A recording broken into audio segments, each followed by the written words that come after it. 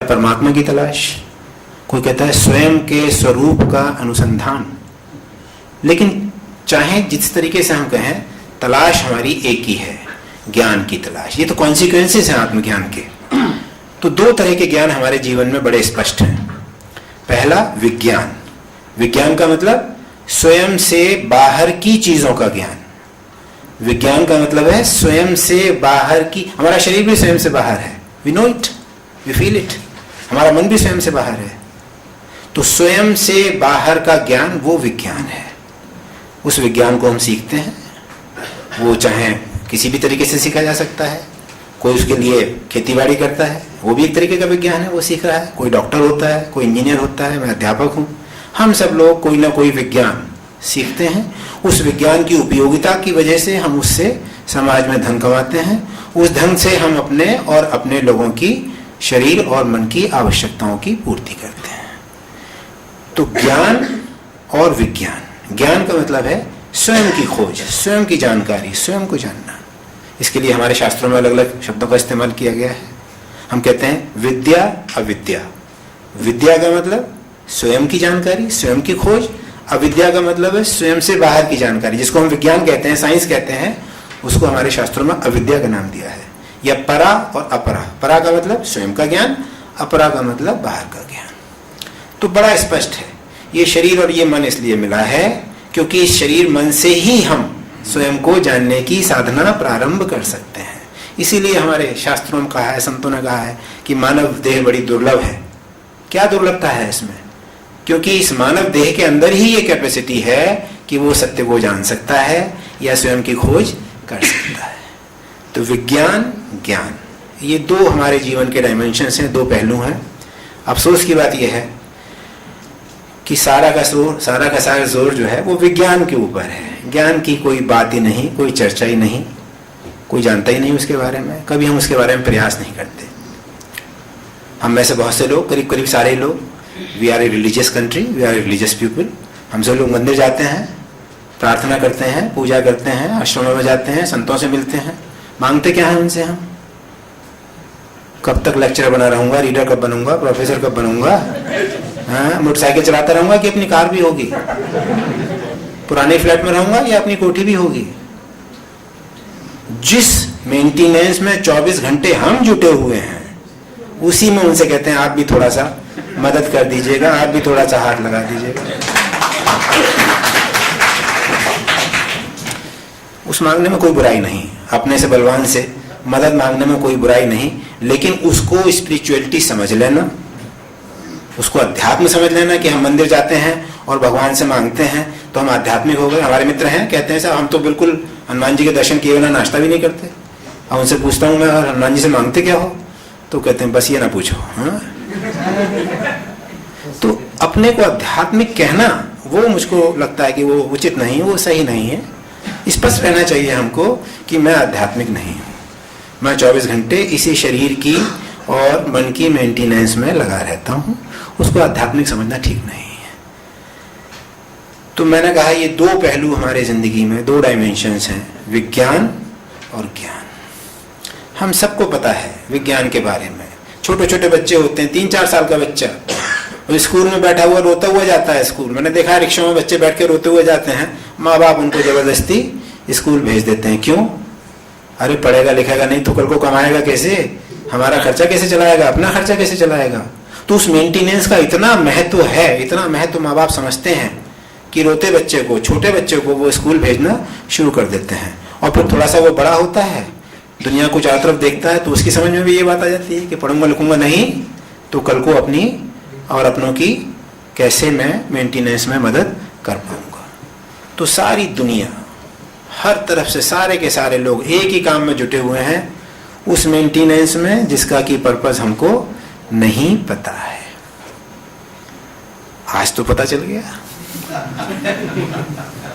अब तो कम से कम ये प्रयास होना चाहिए कि ठीक है मेंटेनेंस भी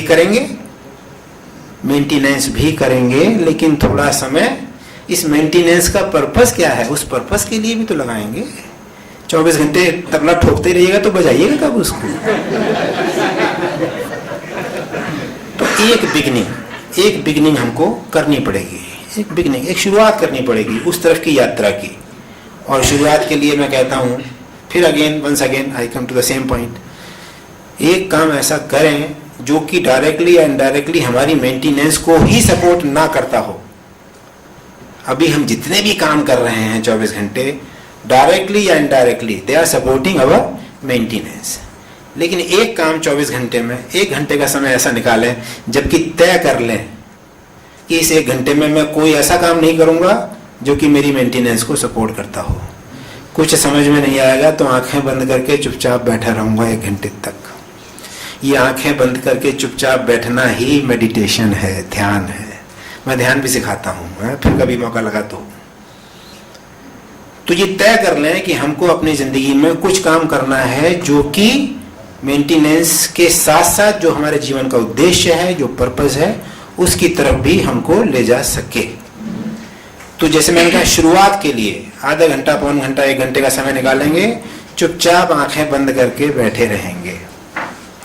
उसके बाद कुछ दिनों बाद लिटरेचर पढ़ेंगे। हमारे पास इतना रिच लिटरेचर है स्पिरिचुअलिटी का, सारी दुनिया में कहीं भी नहीं है। सारी दुनिया का लिटरेचर अगर एक तरफ कर दें और हमारा लिटरेचर स्पिरिचुअलिटी का एक तरफ कर दें तो हम उनसे कई गुना ज़्यादा हैं। हमारे यहाँ जितने एनलाइटेंड मास्टर्स हुए हैं, जिन लोगों ने स्वयं को जाना है, जितने संत हुए हैं, सारी दुनिया में उतने संत नहीं हुए। क्यों? उसका कारण है। उसका कारण ये कि हमारे यहाँ इंटेलिजेंस की यही पहचान थी। हम उस व्यक्ति को बुद्धिमान कहते थे जो कम उम्र में ही सत्य की खोज में लग जाता था। कम उम्र में ही जिस व्यक्ति ने सत्य की तलाश, जीवन के उद्देश्य की तलाश कर दी, उसको हमने बुद्धिमान कहा। इसलिए हमारी जितनी मनीषा है, हमारे जितने बुद्धिमान व्यक्ति हुए हैं, वो सब एक ही खोज में निकले हैं, स्वयं की खोज में लग गए।